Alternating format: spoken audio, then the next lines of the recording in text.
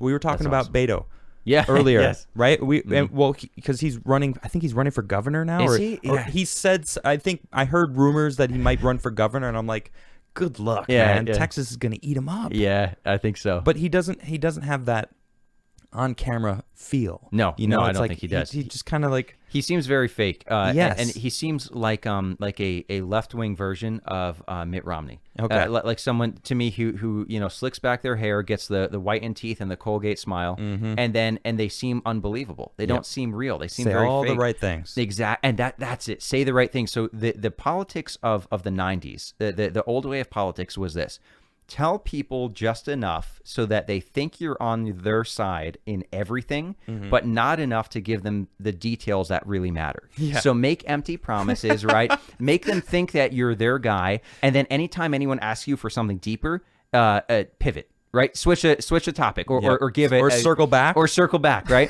But now what people want, I think, in a pretty bipartisan way, which excites me, is no. Let's hear about like the nitty gritty. Like, let's get to the details. Let's get past those talking points. You know, exactly. And I think that's awesome. So it's like let's be a little bit more transparent. Own that no one's perfect. Yep. And so, like, newsflash. None of us is ever going to agree with a politician 100%. Agreed. And I don't think we should. Or agree with anyone else, for that matter. That's a comparison right? I give all the time, man, is like, look, if there's good communication, you can work through disagreements with your wife, your girlfriend, your best friend, your dad, but you're not going to agree with them all the time. Yep. I don't agree with any of the people who I love all the time, and that's okay because we have transparent, good communication.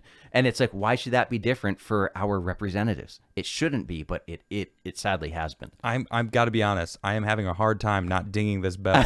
I gotta say it. This was a gift. Someone sent me this. I don't know if Jason Dixon is in. I don't know if I see him, but he got me this. He sent me this vintage hotel bell, and I'm just like, I'm in my head, I'm like, everything you're saying, I'm like, this is so spot on. I'm just like, ding ding ding ding. Nice. Hey, there you go. I don't know how loud that was. So sorry if that was too loud. I just, you're so on point with a lot of this stuff. And you know what, let's talk about your policy. Yeah, because you have a really good platform. You on the surface, you seem like a relatively traditional Republican, with a few exceptions, though. Yeah. There's some things that are a little different. I have your website up. Check us out. Nice. This is his website. Negron 2020 platform. Of course, it's a little outdated. Yes, it will be. It will be. Don't updated worry, I'm not judging you. More like modern, just to me and my beliefs. But this was kind of the campaigning stuff. But I want to go to your. This is your policy issues. Yes. And a lot of these things, I'm like, yes. Nice. And I want to just go over them. Yeah. The first thing is term limits. Now, you can go check it out. We're gonna freestyle all about this stuff. Awesome. Instead of just reading, because I got you here. Why would I do that? Yeah. You know? Yeah. Sounds good. But you agree on term limits. Yes. And I am totally with it. Absolutely. Yeah. Why don't you explain why you think so? So the argument against them right now is like, well, we have term limits. They're called elections, right? And or people will say, okay, well, why didn't the founders implement term limits? To both of those, I say it's because we didn't need them when the country was founded. Elections have changed. So the FEC, the Federal Election Commission, which sets monetary guidelines for campaigning, that was implemented in the 1970s. Wow. And it gives immense advantages to an incumbent. The long story short, an incumbent can raise money for his entire tenure. So for me, I was running against a 26-year incumbent who had 26 years to raise a war chest. I had 10 months to compete with his 26 years. Wow. That's just one example of FEC guidelines that give the victory, the advantage to an incumbent. Wow. And that was implemented long after the founding of the country, right? Yeah. And then we have developments in name recognition, in social media, in modern media. Good point. All of these are things that are massive advantages from a voting perspective that were not around in the 1700s. That's true. Social media didn't exist. It didn't exist, right? Yeah. So, and you have all that time as an incumbent to build that. On top of that, incumbents can use your taxpayer dollars, including their opponents' taxpayer dollars, to send out campaign-style mailers, as long as it doesn't directly say like a call to action, like vote for me. Yeah. So let's say I'm an incumbent and you're my challenger, Okay. and you're in my district, so I'm getting your taxpayer dollars, right?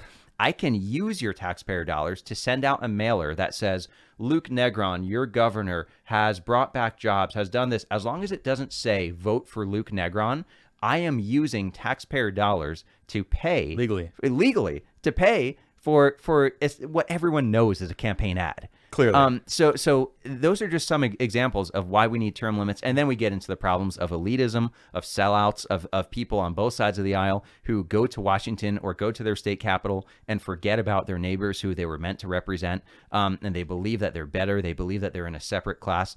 I don't like any of that. And I say the best way to avoid it is term limits. Get them out.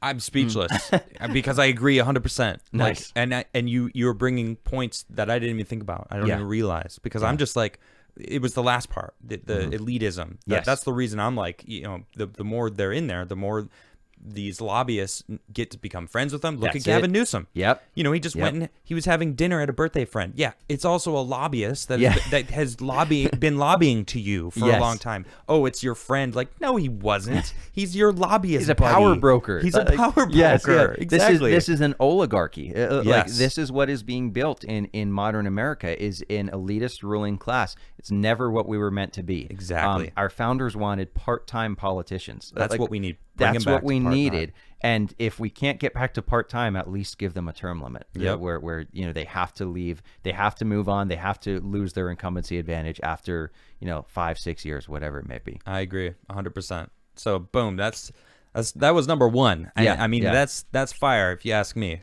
That's some serious stuff. This one's a little more tough. Okay. This one's so number 2, abortion. Yes. Now you're pro-life. I am. Yeah. So I tell people I am pro-life for 2 main reasons. Number 1, because I'm a Christian, and that influences a lot of what I believe about morality. And I believe that as a Christian, it's pretty clear that the Christian Bible would be on the pro-life side. Yeah. And we could dive into that if any Christians wanted to talk to me about that. But that's the summation there. And then number 2, though, is because I believe that medically and logically, we have to draw the line somewhere of where life begins. And I believe that medical science and logic would dictate that new DNA being created is the most consistent place to draw that line. I understand why other people have differing beliefs there, and why some people would say, well, what about after heartbeat, or what about after after pain is measured or measurably received, right?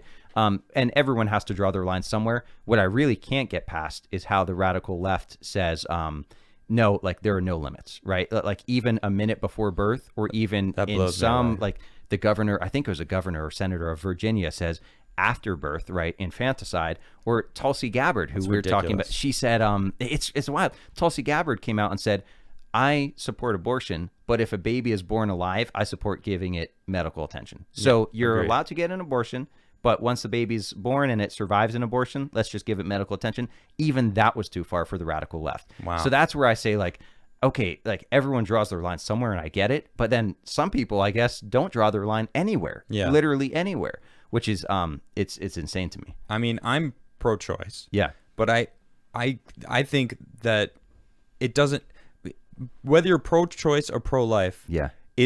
No one can deny that it is a lack of accountability that leads to it. That's true. It's being irresponsible, and then it's leading to even making a choice whether to have the baby or not. It's still you're being irresponsible. Yes. You're not being you're not being held accountable. Like back in the day, you would have the child, you would get married to the person, and that would be your life, and that's how it was for who knows how long it was. For a long time.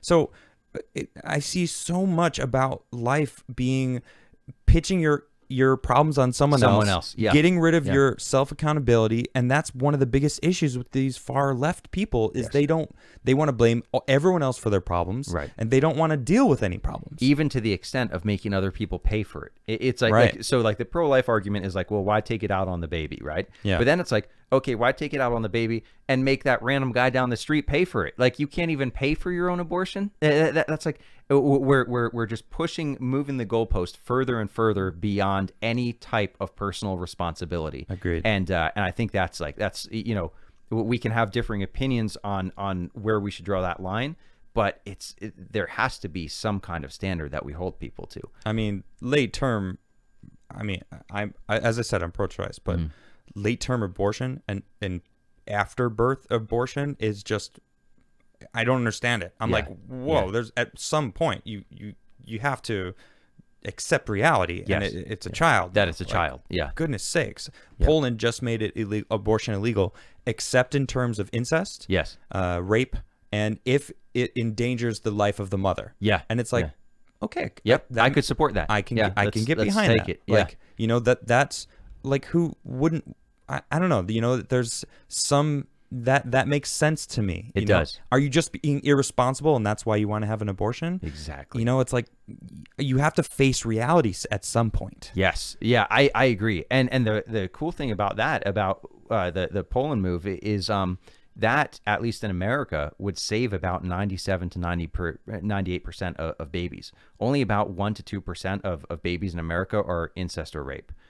So it's like, so we can talk about that, but I mean, the fact that is why abortion should be okay is disingenuous to me. You know, when people say, like, well, what about incest and rape? You're like, okay, like, can we grant that the other 98% aren't good? And they're like, well, no, we can't do that. And you're like, all right, well then you're just pretending to care, right? You're just pretending to use this as a standard. Right. But yeah, and the other thing along with abortion is, and this is more of a pro-choice argument that I support, is we need to reform foster care and adoption. Okay. Like, that absolutely has to happen, because I do think that there is a bit of a right-wing blind spot where they just kind of assume that, like, we'll save the baby, and it's like, okay, I agree with that as a pro-life person. I agree with that. Then what? But then what, right? Then, like, are we gonna do anything to provide a way forward here, or are we just gonna pat ourselves on the back and give this kid to a foster care life that statistics show us is pretty rough right now? So that needs to be handled and changed and reformed absolutely as well. Yeah, you can't just fix one part of the problem. No. You know, you have to look at it all, and if you're gonna really support this system, you got to support all sides of it. Exactly. You can't just, it's the equivalent of grandstanding. If you just think, well, I did what looks good, but did I really care about the person? Because the pro-life argument is one that boils down to, we really care about people. So if that's true, then you've got to show that you really care about the person by going the full way and offering them a good life. Awesome. Yeah. Well said. All right. Well, next one is something I know a lot of Americans are worried about, is gun rights. Yeah. You know, and it's like, I'm a gun owner now. I wasn't before 2020. Tim certainly wasn't. He was anti-gun. Yeah. For a long time. And I saw the evolution. Dude, this dude, I mean, he's got guns now. It's in the backyard with bazookas or something. No, not at that level. But we did find out that we can legally shoot back there. Yeah. So it's pretty dope. So we have a nice little target range back there. But so give us your breakdown on guns. Yeah, I mean, my breakdown is pretty straightforward. It's that the Second Amendment is in the Constitution, and it should be honored nationally. This is something you and I talked about off air. I am not a fan of the rules changing state to state. So literally, there are states where in PA I can legally own a gun, and then if I forget it in my car or roll into the wrong state, I can go to jail for that gun that I am a legal, lawful, law-abiding gun owner of. I think that's ridiculous. Agreed. And then going back to Second Amendment as a whole, I think even on the right, there's a misunderstanding about what it's all about. So, like, defending your home from robbers, hunting, target shooting, like you were just talking about. Yeah. I'm a former competitive shooter. All great stuff. Not what the Second Amendment is limited to. The Second Amendment at its heart is a recognition that our system is one of checks and balances. Yeah. And if and when the American government becomes so corrupt that it is just another authoritarian dictatorship, that is our final check in place. Our final check in place against an abusive regime is the fact that everybody is armed. An armed society is a polite society. It's exactly right. I mean, that's just step one in that, though. Yes. It's like that they say behind every blade of grass is a gun Is a owner, rifle. a gun-toting American. Yes. And you know, people would probably, I say people like other countries that were thinking about if they actually thought about invading America. Yes. Or say the government tried to take over America, like they're gonna have a hard time with it. Exactly. And that's, I mean, if we look at history, right? before Hitler took power, right, he took the guns from the people who he wanted to control. Before Mao took power, or really after he took power and when he wanted to maintain power, he took the guns from the people he wanted to control. Stalin, same thing. Fidel and Raul Castro, same thing. And so something happens once, you call it a coincidence, right? Like twice, you think it might be a pattern. 3 times historically with the same ideology doing the same thing, you're like, okay, wait a second, there might be something happening here. People who take guns from their citizens might not have good ideas in mind for the future. Yep, I agree. Yeah, that sums it up very well. And it's an issue. Like we're seeing in the UK, they don't have. Where is it? I mean, pretty well. There's a lot of places. Yeah. Although there's some places in Eastern Europe that are now passing gun laws. Yes. I don't remember which country off the bat. It's not Ukraine. Maybe it's Ukraine. But they secured. Ukraine's been through a lot. Secured 2A. Yeah. It really bums me out that I can't think of the country, but they are regaining gun rights. Yeah. And they're recognizing the power of it. And it's not that people want to go kill each other. No. Yeah. I'm like the furthest from wanting any violence. Yes. Like I talk about it constantly. Like violence is not the answer. It cannot be the answer. Yep. But it is the final defense against someone trying to kill you. Exactly. And there will always look, human beings are great. We're amazing, but everybody's different. Yeah. And anyone can be evil. Yes. It lies in anybody. So anyone can be driven to the point of doing evil things. And, I would protect my family if I had to. Amen, man.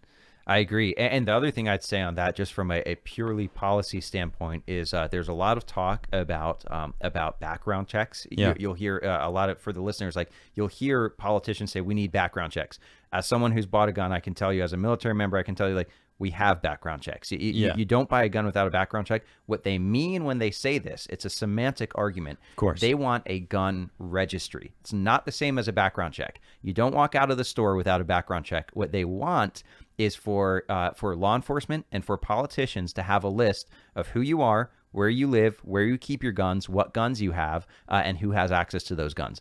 A gun registry is not the same thing as a background check. So anytime to like anyone listening, if someone says, well, we need background checks, say, do you mean background checks or do you mean a gun registry? Because say what you mean. Right. There is a difference. There's a difference, right? We have background checks. Good point. So it's a little pet peeve or a pretty big pet peeve of mine on a policy level, that I'm like, these people, like, they say this stuff and they, I don't know if they're drinking their own Kool-Aid or if they're intentionally lying, but either way, they're not sharing the truth. They're slowly upping the fear mongering. Yeah. And it's all of I just keep saying political semantics, Yes. and you're basically calling them out for using it because, now they have people out there now going, you're right. We do need more gun background checks. And it's like, as you said, I mean, when I purchased my guns, like I had background checks and I had to wait for it to pass, and it did. And then call it in, social security number, blah, blah, blah. Yeah. Yeah, exactly. Yep. So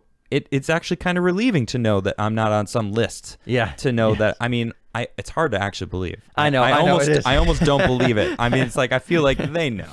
Yeah. If they know. Yeah. Like, how would they not know, right? Yeah, I mean, if someone's getting a background check to buy a gun, technically that person can decide not to get the gun. Yes. But that's right. if the background check was done, they know that it was done. It's still, they have to have a registry somewhere. I think so. I think if they really wanted to dig, they could. But some of the information is information they'd have to go and get from a private gun shop that they would keep in-house. So like, I'm sure with warrants and stuff, they can get it, and they probably even have the capability to compile those background checks now. But the standard stands at right now, that's not our legal precedent. That is expected, which I think is good. Awesome. All right, next one. This one is close to me because this is education reform. Oh yeah. My goodness, I cannot stand education in America. I cannot stand it. I think they're indoctrinating kids. Yeah. I think they teach the complete wrong things. Yeah. My wife is Swedish, and I know about their schooling systems there. Yeah. They have trade high schools. They have music high schools. Vocational schools. Yeah. Vocational schools. Yes. Like high schools though. And it's like you get to dabble in what you want to do, before you go get tossed into college. And then before you decide how to categorize yourself with $80,000 of debt and a lifetime on the line, right? Like small potatoes. Right, exactly. Well, and that's another thing is the debt that these predatory lenders are shoving down the throats of these kids. College reform is so needed, so needed. Right. I mean, I feel it goes hand in hand. It does. Yeah, it's like step 1 and step 2. Right. Yeah, exactly. Yeah. Yeah. So here are my ideas and kind of my standards. I think most people agree that American education is suffering. People disagree as to why. Yeah. But I mean, when we look at global rankings, we're slipping, and it's not good. It's kind of embarrassing. So one thing for like K through 6 that I see that is really good. You reference like Sweden, right? Some European countries are doing is shorter hours. More hands-on learning for the kids, more outdoor time, less lecture time. Because right now what we see in the U.S., like even K through 6, is we're treating these 7-year-olds like they're college students. Like they're going to lectures for 8 hours a day, and they're told like good kids sit in their seats and stay quiet. And you're like, no, this is a 7-year-old. A good kid goes and builds something and learns 2 + 2 and learns how to spell, but also stays active and has shorter school hours. And those countries that implement these in Europe, that these shorter hours, more hands-on learning, they're doing better. There's also an idea called portfolio-based testing. So portfolio-based testing is basically just a movement away from just standardized testing. So I have my issues with standardized testing as someone who is not traditionally academic in like an academia sense, a standardized testing sense. I definitely support the portfolio-based testing, which is based on participation, based on speaking, based on projects, based on a lot more creativity, rather than just the standardized tests. And the standardized test factors into it, but it's more of a kind of like a holistic view of measuring education, and it's even more tailored student to student. So I think that's really good. And then I'm a big supporter of school choice. School choice, absolutely. I think that any representative who has their kids in either a top tier public school or in a private school should not be allowed to vote on school choice. I agree with that. They should be like, hey, what school do your kids attend? Right. Oh, like Joe Schmo private school. That's like $80,000 a year. Yeah, you are abstaining from this vote. Right. Your vote doesn't count here because like either it does or you have to vote for it, because that's clearly how you're voting with your time, money, and your children. Yeah, exactly. Like, right? So you're sending, you have the choice to put your kids in. Okay, sure, the school is super expensive. Yeah. So maybe, but you do it. But there's still, see, that's what people don't understand. They think just because if school choice was implicated, that super rich Uber school would get screwed out of something, and it's like, no, they would still exist. Yes. But schools across the board have to compete, and that's competition what we drives need. Excellence. Exactly. Like that is we've lost that. And if a good public school is so desired by the inhabitants that are around it, they're going to take their vouchers or their tax credits or whatever it may be. There are different ideas of how to implement school choice. Yeah. Basically, for those who don't know, it's your money coming back to you. Your money that you pay for education anyway, coming back to you, so that if you choose a private school, you're not paying twice, once through taxes, once through the school fee. Exactly. So your voucher, your tax break, whatever it is, comes back to you, your tax return. And then if you like your public school, if it's awesome, you go there anyway because it's more convenient, because it's right there. It's already established. But if it really sucks, or the people who would be helped most here are low-income individuals, low-income families who are already taxed. And now they say, wait, I got this money. Now, of course, there has to be a government system where you prove that you're spending it on education. You're not spending it on anything else. Right. But I can now choose to go to this nice school with this, whatever, $5,000 that was taken out of my paycheck anyway, annually. Yep. It's a beautiful thing that will raise up communities, I think, and like you said, create competition. That's and what we love need. That. We need that because honestly, it's the lowest class. Wherever it does, the lowest class is really the people that need this. The education. I mean, education is so important. And it's funny. I glanced over and someone said, "Well, you went to school in America," and I was like, "Okay." And I learned most of my life from my father, my family, and the internet and my friends. Like, sure, what did I learn from school? I know some history stuff. Yeah, but like my common sense, my love of logic came from elsewhere. My abilities to build a house, like, all my abilities I learned from my family. Yes. It's like, what did I learn from school? I could have not gone to school and I probably would be the same. Still been who you are today. Exactly. Yeah. You know? Yeah, that's like that's sad, honestly. Like it should, because how many hours and weeks and months did you spend in school, right? Yeah. Like how awesome would it be if that was something that really pointed you in an awesome direction and geared you up to be successful. You had to do it on your own. And then, like you said, another, there are so many education reforms, but I mean, we could go on about this for I know, hours. yeah, that's But a good point. Vocational and trade schools, man, we have to normalize those. Yeah, we make have to trades trades great again. we don't even. I mean, I worked in the trades. My dad owned his own me heating and too. air conditioning business, and I worked for him. And I met electricians, and I watched like how a building is put together, and I realized like this is like the muscle of a society. The truckers are the blood. Yeah. The tradesmen are the ones building the lives around us. true. And, like, we That's a don't good- see it. Well put. Yeah. We don't see it. And it's those are and the it's, like, jobs in the future. talked down to. They are the jobs of the future. We're always going to need them. Always going to need them. They're not going away, and yet we're told that that the only way forward is to go to college. And Yeah, that that's if you don't- ridiculous. And look, I went to college. I loved college. It was great, but it's not for everybody. Exactly. Just like the military. Military's great. It's not for everybody. Yeah. Trade schools, they're great. They're not for everybody. But we need to get away from this. Again, I come back to like the '90s narrative. I was a '90s baby, so that's why. Okay. Like the '90s narrative of like, you want success, son? Graduate, do well in high school, graduate, go to college, then get a 20-year job and retire. And it's like, that's not how it works anymore, man, for Right. so many reasons. So Yep. Cookie cutter. Yeah. That's not it.